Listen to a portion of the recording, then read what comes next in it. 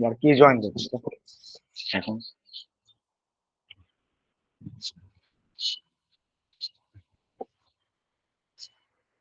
1.2 structural changes in the post reform periods. Okay, here basically my notes. Okay, it take the overall change in composition, but mostly after 1990s. Okay, so sectoral composition. So sectoral composition, we can start from sectoral composition means there are two types of sectoral composition. Sectoral composition in GNP, okay, that is our output, and the sectoral composition in employment. Okay, this is our normal data. Okay, here you can see one thing, that is it is every economy shows some kind of structural transformation in the development process.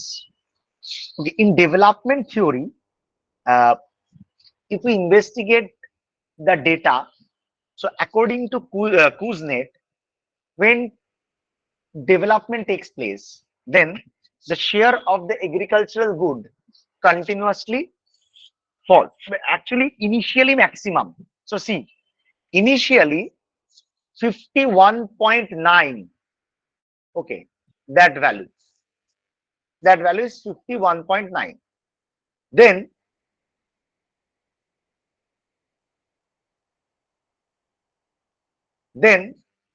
this one is just 11.1, and service sector is 34.6. This is very interesting feature in Indian economy. If we investigate, so this is not basically the that is, you don't require to explain the economic condition of UK or USA, but still to explain the Kuznets theory, that is actually according to Kuznets the investigation basically based on USA and UK. So their agricultural share is maximum, then industrial, then service sector. But in our country, you can see initially the A is greater, A is then I. When agriculture, then look the service percentage, then the industry percentage. So in 1960, 61 or 70, 71, you can see the same thing. So this one is basically the traditional thing. Up to this is, though this is not purely traditional. Traditional is A greater than A is greater than M. Okay. Up to this, from a 1980, then the situation changes. Now, actually, what is the official investigation? That is the actual theory. So Kuznets বলছে, according to Kuznets investigation, when development takes place, agricultural sector actually occupy the maximum, that is the major maximum share of the GDP comes from the agricultural sector. Then day by day, the industrial sector occupies the first place. Okay, then service sector. But in India, the result is slightly different. Here, A is greater, maximum highest position, that is the GDP contribution towards GDP or GNP, whatever you say, is maximum from agricultural sector. But after 1980s or 1990s, see the impact, that is the service sector occupies the main part. Actually, in one of my paper, okay, I use the term, আমার পেপারটাতে actually আমি এইভাবে দেখিয়েছিলাম যে A greater than, এটা দেখতে পারো যে A greater than M greater than S, that is traditional. And when M greater than A greater than S, or M greater than S greater than A, this is called transition. And when A is greater than M greater than A, this is called modern. So when development takes place day by day, this type of structural composition you can see.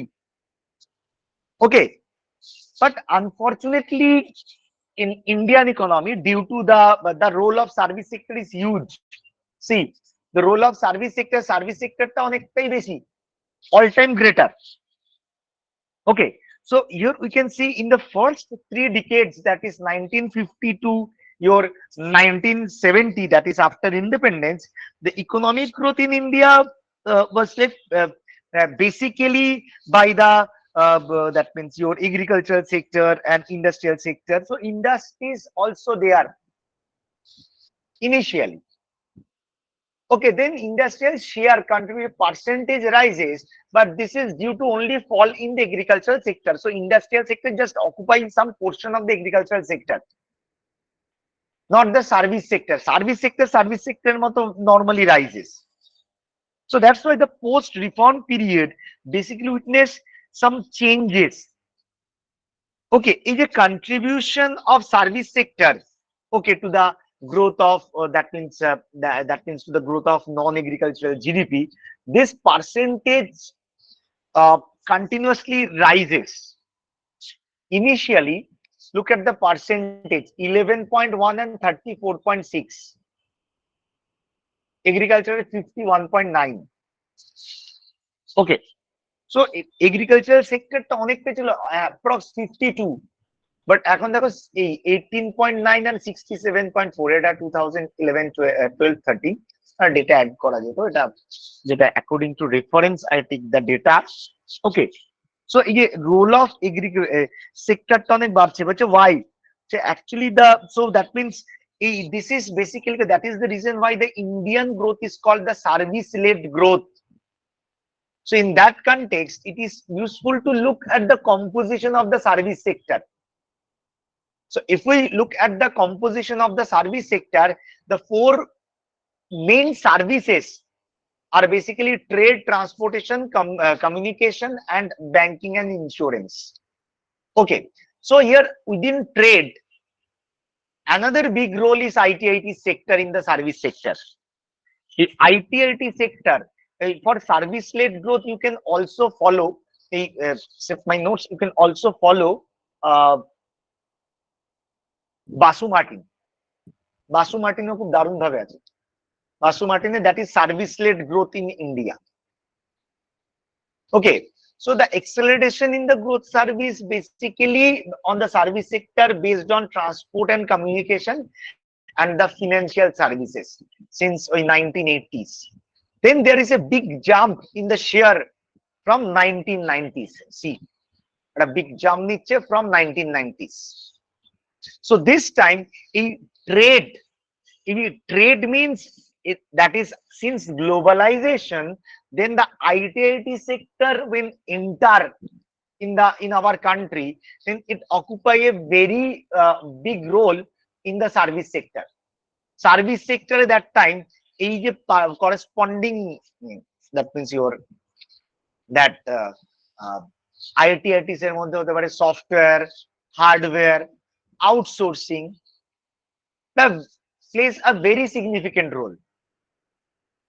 So at services এর মধ্যে আরো একটা ব্যাপার হচ্ছে not only service, see yet you consider only the registered part, the unorganized sector also plays a very vital role.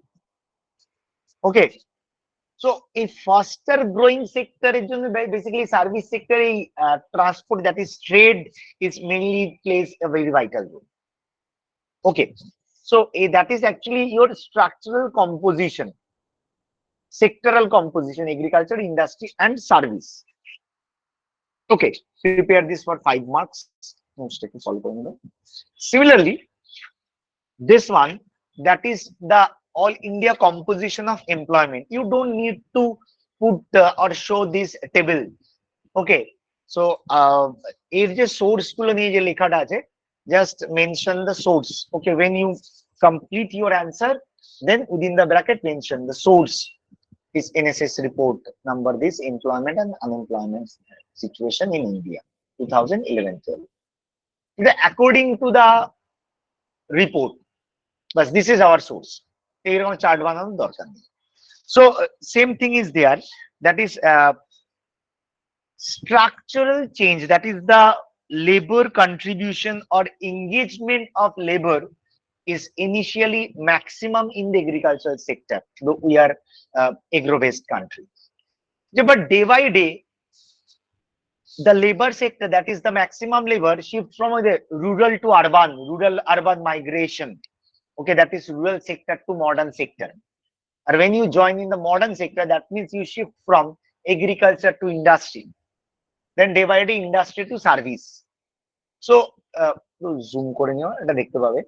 Okay, since 1990 there is a fall in your labor percentage in the agricultural sector. Okay, but in the service sector,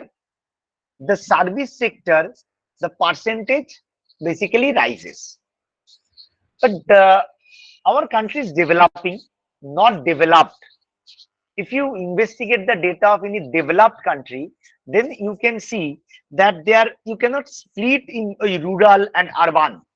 Here, if you follow the rural data and the urban data, so see, in rural male, urban male, and if for the agriculture, the rural male and rural female percentage is very high, still very high.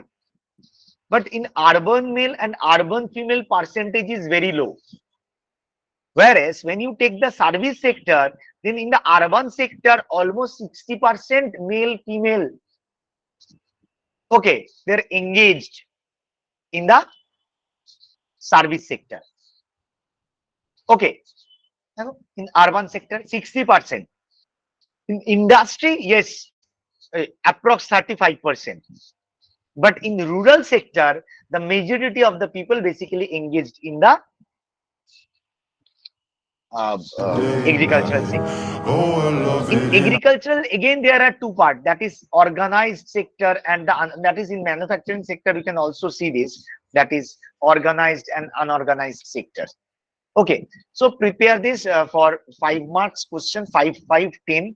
এটা broad question basically আছে, তো এটাকে কিন্তু ready করবে আজকে। Just last year এটা question, মানে আমি কোশ্চেন দেখেই করছি যেগুলো ইম্পর্টেন্ট সেভাবেই।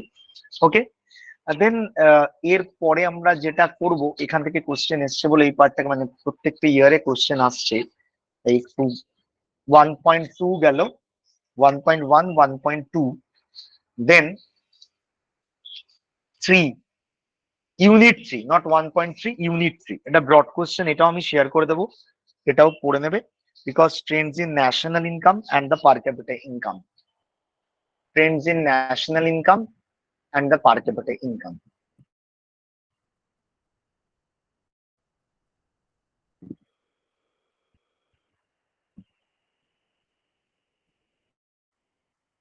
Trends means this one.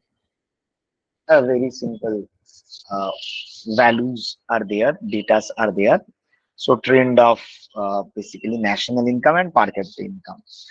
So we can split that means our data into two parts. One is long-term growth and another is short-term growth. So if you check the trend, that is according to the estimation by the RBI, if you check the trend in growth rates of GNP and the per capita GNP in India registered around 4.6% and 2.5% over the entire period. So this is the average, that is the 3.7 to 4.9, so the on an average value. Okay, similarly 1.8 to 5.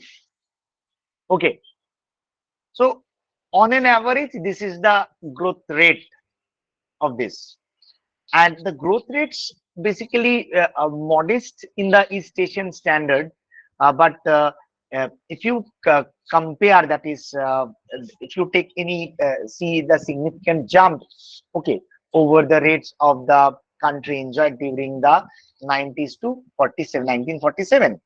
So if you compare the data with the your developed nations, then the values are very low. But if you compare this with the previous situation, 90 to 1947, that time you observe there is a huge jump in the growth rate, because over the years there appears to be some acceleration in the rate of economic growth. And if we investigate the empirical data, so data wise you can see that in the long run, that means your growth rate is basically initially little bit flatter because your GNP is flatter, and if we see demographic dividend or demographic transition, declare that is also very high. Okay, actually, how to measure the per capita income? Per capita income is the total income divided by total population. So initially, if you check the data from 1950 to approx 1980, that time, তোমার যে ডেটাটা না, ডেটার কি হচ্ছে, GNP is very low, okay, population is very high, because any country, if the country is suppose less developed country, so less developed country কি হয়, high population, this is actually high birth rate, high death rate is also there, but the birth rate is quite higher. So ultimately there is a problem. So the problem of high growth rate, population rises. So initially, okay, that means after independence, your production level GNP is low, but your population size is very high. So then your per capita income is very low, significantly low. But day by day, when we develop and we opt different technique, and then our education, that is literacy rate rises, when you aware about the nation, then you know that number, that is anyhow you have to control our population. Why? Because look, Malthus law, Malthus bole je food grain production rises in AP series, but the population rises in GP series. So high population basically reduces the per unit consumption. So it is very much needed to reduce your per capita, that means your that value, that means your population. So after 1980s or 1990s, if you check the data, so you can see there is a increase, especially from 1990s after reform. Then this is actually the changing area. And since 1995 or 2000, okay, the national income rises. Suddenly there is an upswing and a parabola type figure you can see in our per capita income or in our GNP. Okay, so then we can also split, but the problem is that whenever you compare the average growth rate per capita income, you can see a huge disparity within the states, because state-wise, the few states are agriculturally or industrially very much developed. So their average income is, or their SDP is more than the average income in India. Are there a few countries like Bihar, Mizoram, there are a few, few states like Bihar, Mizoram, their average value is lower than the Indian average value. Okay, so inequality basically plays a very that means vital role, that because you can check that the first growing states, Gujarat, Haryana, Andhra Pradesh, okay, Maharashtra, egulo first growing, but you can see the growth rate of Assam, that is very small. Similarly, if you take the states like uh, Kerala, Tamil Nadu, West Bengal, their average national income is little bit higher than the national average growth rate. Okay, so similarly different states are there. But when you take the short term version, short term means that is when you take this one. When you take this one, that means a planning period. So planning wise, you can see. See, planning wise, you can see the GNP trend is 3.7, 4.2, then suddenly 2.8. I mean, ekhane details because in our achievements and objectives of the planning, okay, that time we discuss the growth, or why, and the objective and the achievement of every plan, okay, individually. So I hope you can easily understand why in fifth plan or in sixth plan or in that means in recent years 11th plan, your growth rate is higher or per capita GDP is higher. Okay, and in few cases due to bad harvesting or bad, that is war, Indo-Pak or Indo-China war. Okay, why our production level is very low, 61 to 65. You can see third plan, that time just 2.8 and per capita GDP is 0.5. Okay, meaning that means that time basically you can observe there is a drastically fall in our production side. Okay, so this is actually normal average trend. So this is, so you can split long run টা করে দেবে normally ওই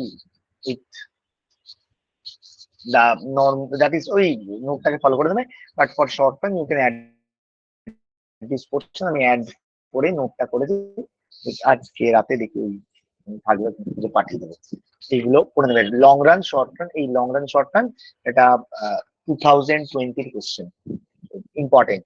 আর structural composition এটা every year এর জন্যই মোটামুটি important আসে কোশ্চেনটা। ওকে,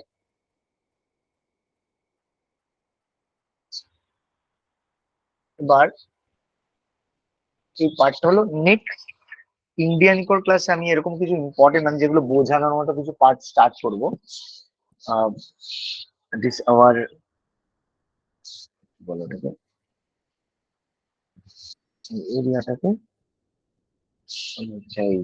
পোভার্টি, ইনইকুয়ালিটি, ওগুলো করবো। আর রিফর্মটা আমি নোটসটা দিয়ে দেবো, নোটসটা করতে থাকবো। এবার একটা জিনিস একটু বলি, নোটস তো সবই শেয়ার করব, সবই করব বুঝলাম, কিন্তু আমি যদি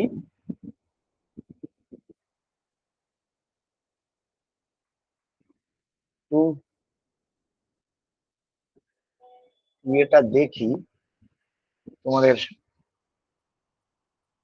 গ্রুপগুলোতে নিজেরা দেখবে। নোটস এর এই কারণে বলছি, টিউসডের ব্যাচে